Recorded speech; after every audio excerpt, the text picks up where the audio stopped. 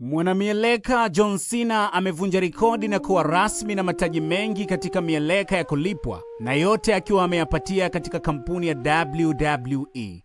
Rekodi hii imevunjwa jana katika tamasha la WrestleMania la 41 lililofanyika Las Vegas nchini Marekani. Awali John Cena alikuwa katika rekodi sambamba na Ric Flair, yaani wote walikuwa na mataji 16, ila kwa sasa John Cena ameshinda taji la 17 baada ya kumshinda mpinzani wake Cody Rhodes katika mechi iliyofanyika usiku wa kuamkia leo.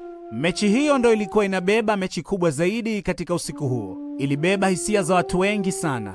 Licha ya umri wa John Cena kukaribia miaka 50, ila kiwango chake kilikuwa bora sana. Hili lilikuwa tamasha la mwisho la WrestleMania ya kushiriki John Cena.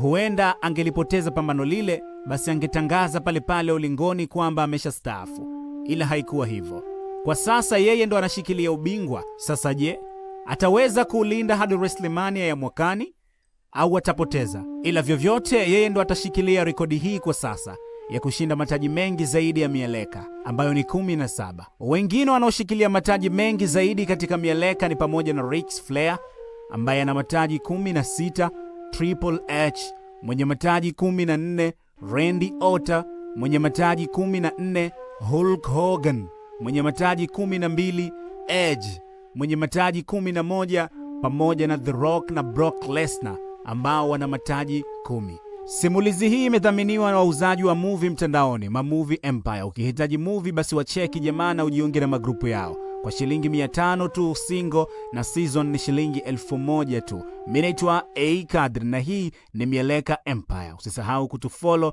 na kusubscribe channel yetu ya YouTube Himayani. Bye bye.